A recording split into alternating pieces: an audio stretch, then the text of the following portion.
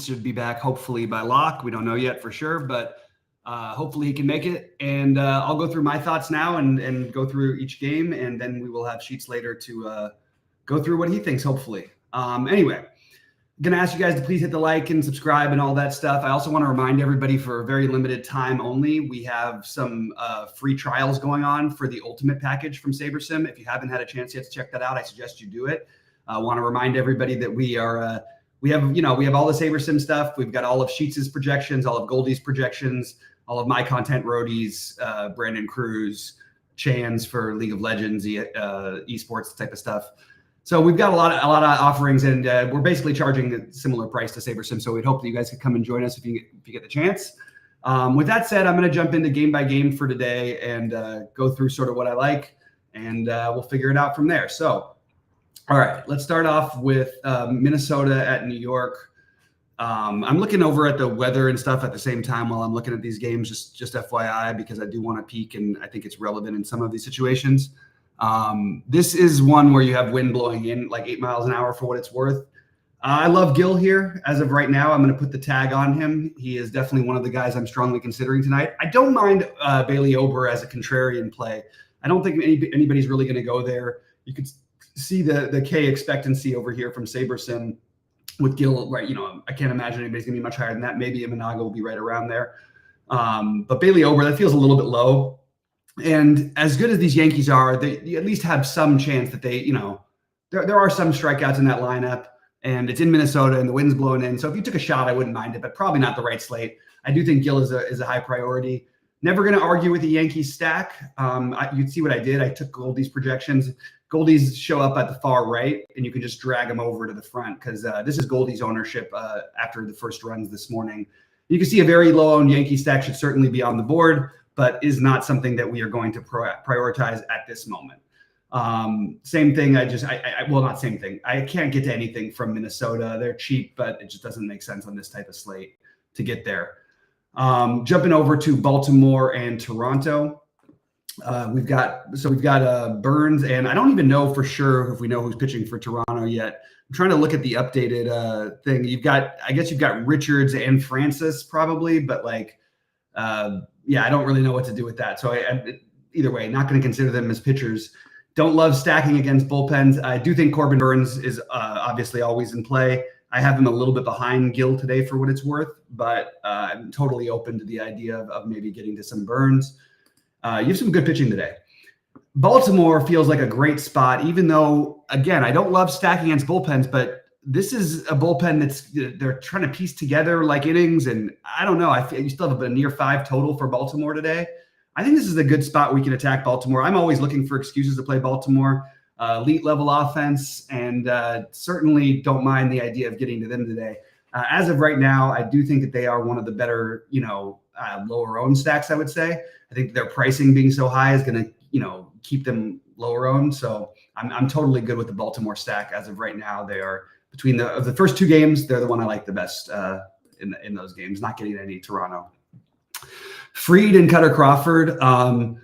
Fried, look at this, 9K and 30% ownership. That's a little surprising against Boston, but Fried's been good, and Boston has been really bad, or not really bad. Their offense struggles at times. Cutter Crawford, I don't think I can get to against Atlanta here, but I really don't mind any which way you want to talk about this game. I could get to some Atlanta bats. I could get to Cutter Crawford a little bit. I could get to Max Fried, probably not to that 30% ownership. I don't think I would get to that high of ownership on him today in Boston. It is 66 degrees in Boston for what it's worth. But again, obviously, as we know, one of the best hitters parks in baseball. So not necessarily weighing all that much into it. But yeah, I think that Atlanta would be the highest level of interest of anything in this game for me. And even that is sort of the little bit more fringy. Remember, we have no Acuna in there, and the lineup is just not quite the same. However, you get Atlanta in Boston. Crawford he's a good pitcher, but it's not like he's not gettable. I don't believe Atlanta has ever seen him before. Oh, actually, you know what? He did face Atlanta already, and he actually pitched pretty well in that game. But he's been just solid enough to where I may not want to poke Atlanta. But again, they're a fringe stack for me, just sort of on the outside looking in at the moment. Moving over, we've got an hour break between the first games and this one. Here's where we're going to have some issues, because there is definitely some weather concerns in Chicago. Now, I still think that if this game plays, you have, 12-mile-an-hour winds blowing out to left field. And that's sort of like 20 wins most places because it's Chicago and that's the way it works. Cubs with a giant, we see 5.4 on here. The actual run projected total line is 6.2. And I think that's obviously you could see where the chalk is going to be going outside of Coors is going to be going to Chicago. I don't mind it at all because it's flexing. It's wind blowing out game in Chicago. I do really like it. I don't know if I can do it at the whatever ownership it comes in at. It might be higher. And also we have, shout out to Roth for Roto Grinders. He does the best job of any weather person in the industry. He had this game as yellow-orange to start. So you definitely have to take into some risk here. And it's a 10-game slate, so maybe we don't want to do that. But we'll probably have a better idea about that around 5:30, 6 Eastern time. Certainly when we come on at 6, I'll have a better idea of what I'm going to do with this game. But as of right now, Imanaga and Gill seem like the two obvious spend-ups. You can see we looked at Gill at the 6.77 prop. Imanaga is a little lower, but he's also been harder to hit, and it's the White Sox who don't hit anybody. So I am pretty good with the idea of Imanaga, and I definitely like getting to some Cubs. The problem is just the ownership compared with the weather, et cetera, et cetera. But I do have the Cubs rated a little bit ahead of Baltimore, but considering ownership, maybe just a little bit behind. All right, Detroit at Texas, and we have Flaherty and Dunning here. There is 0% chance that I'm playing. I mean, as of right now, there's a 0% chance. Flaherty's been awesome, and look, maybe I should give him a little more respect. I am not going to play him here against Texas. I don't believe. I still believe in Texas's offense as being elite, and I know they haven't been as good this year, but I do think this could be a spot where you could go, completely, you're not getting that much ownership, so you're not really getting like off the board with it. You have some ownership for Detroit, partly because they're so cheap, but nobody's going to play Texas. And I don't think you should necessarily stack Texas against Flaherty, but I don't mind getting like a mini stack at 0 ownership. These are elite level bats, especially when you get to the top of the lineup for Texas. So just something I'm considering. Still early in the day, I have a lot of time to make my decisions. Both pitchers obviously in play, but I just can't see myself getting to Flaherty on this slate. Which, hey, maybe that's a mistake, but that's where I'm at right now. And Dunning, it feels like a lot. Well, it doesn't feel like a lot. It's 8K, but are you getting enough of a discount versus the other guys? You can see the K props. He always does pretty well with the K props. Dunning, only 5.1 today. Flaherty at 6. Just a spot where I probably end up doing nothing. But if I did anything, a mini Texas stack is definitely in my creative ideas going. Maybe that's not a good thing. My creativity hasn't worked out quite as well this year as it has in years past, but we'll see. Anyway, I want to take another quick moment to remind you guys to like and subscribe and all that stuff. Also want to remind you, I'm sorting by Goldie's ownership here because I always drag it over. Remember, it shows up at the back the same way my core plays show up back here. I usually just drag them over to the front. I'll have my core plays up for our premium members a little bit later today. All right. Arrighetti and Palante. So St. Louis, look, Chief was talking about it on there. They kind of got there last night in a way. I am confused at what to do here because I like Arrighetti. I think that's where I would lean as my spend down of the names we've talked about so far, at least. He's cheaper than Dunning, and it's St. Louis, who's been really bad. We just saw a big ceiling flash from Arrighetti. He's got a reasonable K prop for that price. I think it's something we kind of want to get in business with. So I'm okay with that for sure. And I am also the stack that never gets there that we all play. I might play him again tonight. Houston rates for me just behind Chicago and Baltimore of the teams we've talked about so far. They are not getting much ownership. They have an implied 6 total. You've got Palante on the mound. I feel like this is a good spot. Cardinals have been really bad. Bullpen's been wishy-washy. I think this is a spot where we could definitely take advantage and play a low-owned Houston stack. So I've got them right now third in my stack interests. And you can see the actual run total projected for them around 4.9, 5.1 here on SaberSim. I think that this is a spot where I definitely am open to taking some Houston. All right, let's get it out of the way. The Coors game. We are likely not playing either pitcher, although I will have to say that when I first looked at the slate this morning, I was like, I wonder if I can get away with playing Montas. I wonder if I can do it. Another not especially high total, although they got there pretty easily last night, especially in the Reds case. 10.5 total here in Cincinnati. And you've got winds blowing in from left, almost crosswinds, but mostly blowing in from left at 12 miles an hour. It is 80 degrees though, so I'm not really feel like everything sort of negates itself out. I'm curious what they have as the K prop on Montas today. So let's take a look. 4.79. Again, for that price, I'm going to put Montas on my list for right now. I don't know where he's going to end up, but I certainly don't mind the idea of getting to some of it. No, never going to play tie block, but I do like Cincinnati, and they're going to be so popular. But the problem thing is, like, if no one's playing Montas and no one's playing Colorado, I think we just have to put like Colorado, like, and Montas, I think having, if you're playing 150, let's say, I think you'd want to be overexposed to Colorado. And I think you'd want to be overexposed to Montas. You want to probably be at least double the ownerships of both of them. I don't know that I'm going to get to them in my, few single entry, not single entry, my few, small fields, high buy-in tournaments. But I definitely don't mind it. The Colorado side especially seems to be what no one's doing today. We'll see if that sticks to be the case later today when we rerun the projections. But Cincinnati clearly going to be the chalk. They're also very expensive, so it's made it like a little bit lower owned than they would have been otherwise because they aren't so pricey. So yeah, Colorado, Cincinnati obviously you're gonna be interested in both sides of it. I actually think the Cubs may end up more popular. We'll have to see later on today with how the weather is in that game. But yeah, I don't need to go way into it. Cincinnati is a good offense playing in the best hitters park in baseball, and I would especially like the lefties, unfortunately, and you've got mostly righties with the wind blowing in. Again, it's Colorado. The ball will still travel, but just something to think about if you're looking for reasons to fade. That would be one thing you could justify it with. But overall, yeah, it's really hard to say this game is off the table, but it's probably just going to be for me 4 or less if I'm going to play Cincinnati.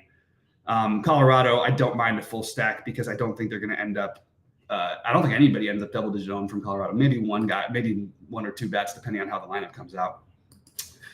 All right, moving over to San Diego, LA, and I'm just gonna take a quick look because I'm in Santa Barbara right now, and it's been kind of cool. It's 71 tonight, a little bit warmer than usual. Or usual this time of year. Not even this time of year. More warmer than what it's been. Let's just say that. Angels and San Diego. I actually think you could make a hero tournament idea with Sandoval. He was really good against the Yankees his last time out.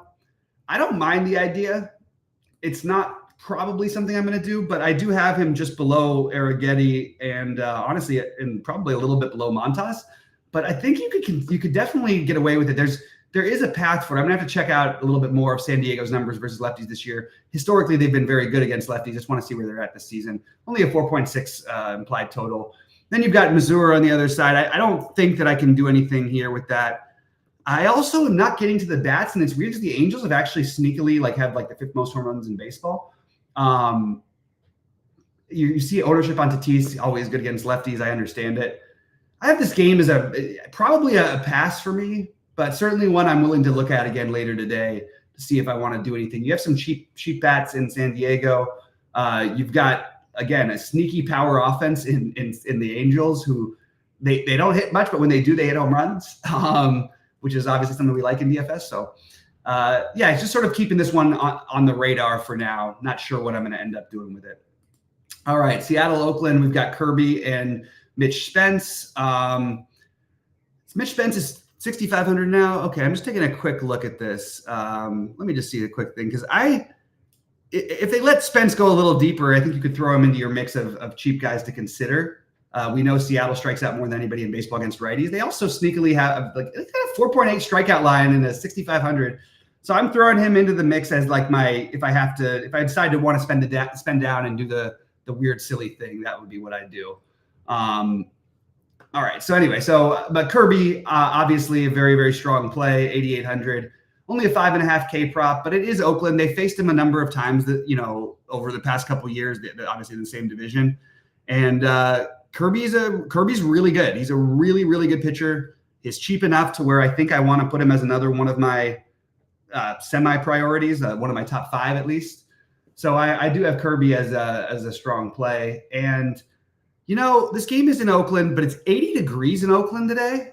That when at game time, I don't know what's happening up in the Bay Area. It's never like that. I think that I might want to stack Seattle. So I have Seattle as a very, and as you can see, it's not quite as groundbreaking of information as I thought it was going to be. I really liked the idea of getting to Seattle when I thought they were going to be super low owned, and they're still low owned, but not quite as low owned as maybe I thought earlier in the day. But I'm good with the Seattle idea, and I'm good with Kirby from this game. So we've got a lot of stacks to decide from. I'm gonna sum it up when we're done with the last game in a minute. But yeah, I like Kirby and I like Seattle. All right, let's move over to San Francisco, Arizona to close things out. I'm 90% sure the roof is closed today because they said it was going to be closed for this 3-game series. So we're gonna go on that. And then we've got Blake Walston and Kyle Harrison, which makes me feel like we should probably be doing something with this game, hitting wise. 9.5 total. I think my hitting interest would lie more with San Francisco, but I certainly don't mind getting to some Arizona. I just think that you got Moreno batting second, which he did last night. You'd assume he would again against the lefty. Marte is expensive, but not expensive for Marte. And then all of San Francisco is super cheap. And there's power upside for Arizona. So lots to choose from today. Here's what I've got as here are my teams that I'm going to be considering for my main stacks. Baltimore, Chicago, Houston, Colorado, Cincinnati. But Cincinnati, I'm making sure I have 4 or less. So I'll only use them as a complementary stack or as a 4-4, unless I do the weird pitching thing with and I use Montas with them, something I could do. The other ones are Seattle, San Francisco, Arizona. More on the San Francisco side than Arizona, but and then again, I like the idea of a mini Texas stack, but it's not a lot to choose from. It's first look, so we'll have it more pinned down by later. But those are the teams I'm considering right now. Pitching for me will be my favorites are Gill, Imanaga, Arrighetti, Kirby, all in different price tiers except for the Gill Imanaga. And I'm going to have to take a look about Imanaga and the Chicago Cubs, depending on how the weather looks later today. So good luck to everybody today. I hope you guys crush it. Excuse me. Sorry, there's something wrong with my throat. But yeah, should be a fun week. We've got another golf tournament coming up. We got the Memorial on Thursday, and then we got the U.S. Open next week. That's pretty fun. Anyway, I hope you guys are all doing great. What's up to my man Ken in chat, and don't forget to like and subscribe before you get out of here. Thanks for watching the little preview. Be live at 6 Eastern to go over